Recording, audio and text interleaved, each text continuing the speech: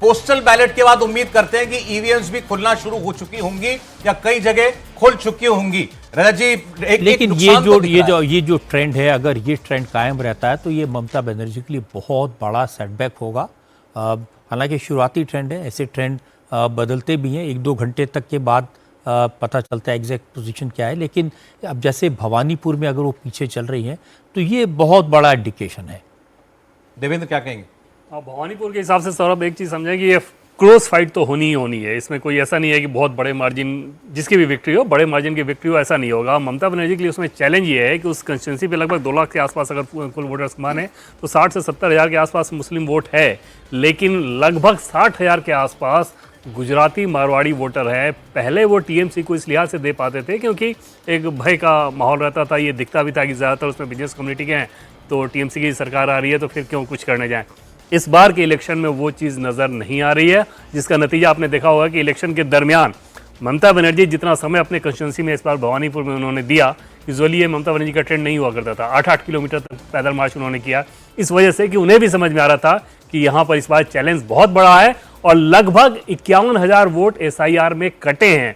51,000 का मतलब ये हुआ कि 20-22% वोट के आसपास वोट कट गए हैं, बाकी कंपोजिशन आपके खिलाफ है, तो ये टफ चैलेंज तो भवानीपुर है ही ममता बनर्जी के लिए। और इस चैलेंज का असर देखने को भी मिल रहा था। मतदान वाले दिन भी वो ममता बनर्जी जो दोपहर बाद अपने घर से निकलती थी, वो सुबह से ही एक्टिव नजर आ रही थी, पोलिंग बूथ पर जा रही थी और जगह जगह जाकर ये सुनिश्चित कर रही थी कि उनका वोटर घर से बाहर निकल रहा है या नहीं निकल रहा है। और जब ईवीएम स्ट्रांग रूम में कैद हो गई, उसके बाद भी हमने देखा कि भवानीपुर के स्ट्रांग रूम के बाहर जाकर 4 घंटे ममता बनर्जी ने धरना दिया था। ये बता रहा है कि ममता बनर्जी जानती है इस बार चैलेंज है और इसीलिए उन्होंने पूरी कोशिश की ग्राउंड पर उतरकर इस चैलेंज से पार पाने के लिए या इस चैलेंज को कहीं ना कहीं आसान करने के लिए। अजीत जी, नहीं, ये तैयारी करने के लिए कि अगर हार जाती हैं तो बताएंगे कि ये ईवीएम में गड़बड़ी हुई थी, स्ट्रांग रूम में गड़बड़ी हुई थी, उसका वीडियो फुटेज है, CCTV है, ये सब उसकी भी प्रिपरेशन हो सकती है।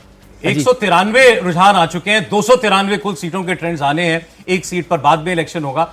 49 + 49 जो बीजेपी के साथ दिखाई दे रहा है, यानी 49 नई टेरिटरी में बीजेपी लीड कर रही है। बिल्कुल, उसमें अभी हम लोग देख रहे थे जो आप रीजन वाइज बता रहे हैं, उत्तर कोलकाता में भी एक ही सीट पर आगे है, लेकिन एक सीट पर आगे है। दक्षिण कोलकाता में 1-2 सीट पर आगे है, 1-2 सीट पर उस पर आगे है। मेदिनीपुर में जो गढ़ है अधिकारी परिवार का, इसके बावजूद पिछली बार बहुत अच्छा परफॉर्म नहीं था, वहाँ देख रहे हैं कि वोट में बीजेपी की सीटें बढ़ रही हैं। तो ये सब जो दक्षिण कोलकाता का इलाका है, जिसके बारे में ये माना जाता है कि ममता बनर्जी, जहां सेकंड फेज में इलेक्शंस हुए, कि माना जाता है कि ममता बनर्जी का गढ़ है, वहां उनको कोई पेनिट्रेट नहीं कर सकता था उनके गढ़ में, वहां वो बीजेपी लीड कर रही है। तो ये सब लीड पहले तो नॉर्थ बंगाल का आया जहां वो अपना रिटेन कर रही है, तो बीजेपी अपनी सीटें रिटेन कर रही है। इसका मतलब उसके MLAs के खिलाफ या उस पार्टी के खिलाफ एंटी इनकम्बेंसी इम्पैक्ट नहीं कर रही है, उसकी अपनी जीती हुई सीटें वो रिटेन कर रही है। आप ये हम लोग इसको भी ध्यान रखें कि बीजेपी ने बहुत ज्यादा अपने विधायकों की टिकट नहीं काटी, ममता बनर्जी ने भी काटी, लेकिन बीजेपी ने कम विधायकों की टिकट काटी। इसका मतलब उसको ये रिपोर्ट थी कि एंटी इनकम्बेंसी MLAs के खिलाफ नहीं है ग्राउंड पर, या जो इंपैक्ट होगा, जो हवा बनेगी उस हवा में उसका MLA निकल जाएगा। तो वो हम देख रहे हैं कि जो जीती हुई सीटें हैं वो रिटेन कर रही है भारतीय जनता पार्टी की। जीती हुई सीट पर अभी तक हम यही देख रहे थे, कहीं ऐसा नहीं लग रहा है कि उनको हरा रही है ममता बनर्जी, लेकिन ममता बनर्जी के जो असर वाली सीटें हैं दक्षिण बंगाल की, वहां बीजेपी इनरोड कर रही है। उनमें बीजेपी की जो जीती हुई सीटें, सौरभ, पार्टी का अपना ये आकलन है कि उनमें से 6 सीटें ऐसी हैं जिस पर बीजेपी वो जीती हुई सीटों पे हारेगी। वो जो टफ है उसके लिए नहीं, जो जीती हुई सीटें हैं बीजेपी की, ऑलरेडी जिनकी सीटिंग है, पिछली विधानसभा में जो बीजेपी जीती थी, उनमें से 6 पे वो मान के चल रही है कि शायद इस बार उन 6 पे उसको जीत हासिल ना पाए। 77 में से तो कम ही मान रही है। इसका मतलब कि एंटी इनकम्बेंसी MLA उसके खिलाफ नहीं है, बीजेपी के खिलाफ, बीजेपी के MLAs के खिलाफ नहीं है। लेकिन ममता बनर्जी ने बड़ी संख्या में सिटिंग MLAs के टिकट काटे इस बार।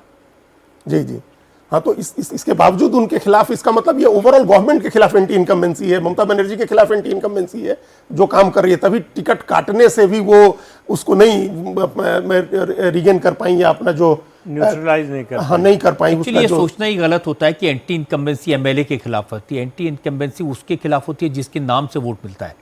अब पश्चिम बंगाल में MLA अपने नाम पर तो वोट नहीं लेते हैं, वोट ममता बनर्जी के नाम पर मिलता है। एक और वजह हो सकती है कि देखिए, बीजेपी जिस तरह से चुनाव खत्म हुआ और चुनाव के आगे तैयारी करने लगती है, अमित शाह और मोदी की जो स्ट्रेटेजी है, इन्होंने संगठन की दृष्टि से भी काम किया। ये ठीक है कि कुछ इलाकों में संगठन जहां कम होगा वहाँ कितनी ही कोशिश करें, या जैसा कहा गया कुछ ऐसे एमएलए जिन्होंने अच्छा काम नहीं किया होगा, वो उन्होंने एक आकलन किया है। ये ठीक है, जीत हार का तो कुछ नहीं बता सकते, लेकिन 5 साल जिस दिन हारेंगे वो अगला तैयारी शुरू कर देते हैं। आलोक जी, बहुत मेरी कम- जानकारी है कि 2 साल पहले हर असेंबली कॉन्स्टिट्यूंसी में 2-3 लोगों की टीम भेज दी गई थी जी और वो वहाँ से असेसमेंट करके दिल्ली में रिपोर्ट करते थे कहाँ कहाँ क्या क्या करेक्ट करना है, इस सीट में हमारे पास क्या है। फिर 220 ऐसी सीटें हैं एमएलएस की जहाँ पर इन्होंने चार्जशीट फाइल की लोकल एमएलएस के खिलाफ। उनकी जानकारी हासिल करना, उस एमएलए के खिलाफ क्या क्या लोगों में नाराज़गी है उसको शीट करना और फिर उस एमएलए के खिलाफ उस इलाके में चार्जशीट करना। 80 जगह तो प्रेस कॉन्फ्रेंसेज एड्रेस की, तो ये सब चीज़ माहौल बनाने के लिए बहुत पहले से तैयारी की गई। और आप देखिए अंतर जो है वो बढ़ता जा रहा है, रुझानों में ही सही, लेकिन 118 पर बीजेपी आगे है, +62, मतलब हारी हुई 62 सीटों पर और लीड कर रही है इस वक्त भारतीय जनता पार्टी। और टीएमसी 88 सीटों पर लीड कर रही है -67 के साथ, मतलब जीती हुई 68 होगी। जीती हुई पिछली बार की 68 सीटों पर इस वक्त पीछे चल रही है तृणमूल कांग्रेस। तो 122 पर भाजपा आगे और 88 पर तृणमूल कांग्रेस आगे। 148 वो जादुई नंबर है जो हाफ पे मार्क है, जिस पर मेजॉरिटी मिल जाएगी और बीजेपी धीरे धीरे करके उसके करीब पहुंचती जा रही है। तो क्या वाकई आज वो ऐतिहासिक दिन होगा जब बंगाल में मेजॉरिटी मिलेगी भारतीय जनता पार्टी को? अभी तक जो रुझानों के जो अभी दिखाई दे रहे हैं झुकाव, वो उसी और कहानी बताते हुए दिखाई दे रहे हैं। अब 1 घंटा होने को आया है ये गिनती शुरू हुए। अब हम ये कह सकते हैं कि ईवीएम मशीनें खोली जा चुकी हैं, ईवीएम से ही अब गिनती हो रही है। शायद पहला राउंड ही हुआ हो, कहीं अभी पहले राउंड की गिनती चल रही हो, लेकिन पोस्टल बैलेट के बाद ईवीएम की बारी अब आ चुकी है।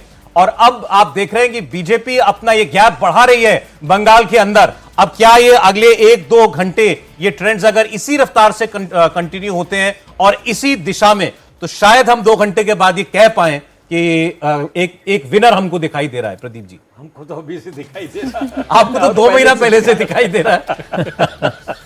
तो इसलिए देखिए, ये जो ट्रेंड है ना, इसको पलटने के लिए बहुत क्लोज कंटेस्ट हो तब होता है।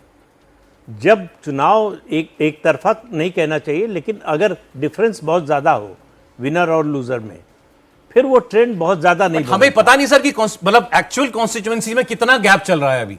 वो तो ठीक है आपकी बात, लेकिन जो सामने आंकड़े हैं उन्हीं पर बात कर सकते हैं अभी। तो अभी जो ये अंतर दिख रहा है, ये बता रहा है कि चुनाव भारतीय जनता पार्टी के पक्ष में जा रहा है पूरी तरह से, और ममता बनर्जी की विदाई होने के आसार इसी ट्रेंड में दिखाई दे रहे हैं।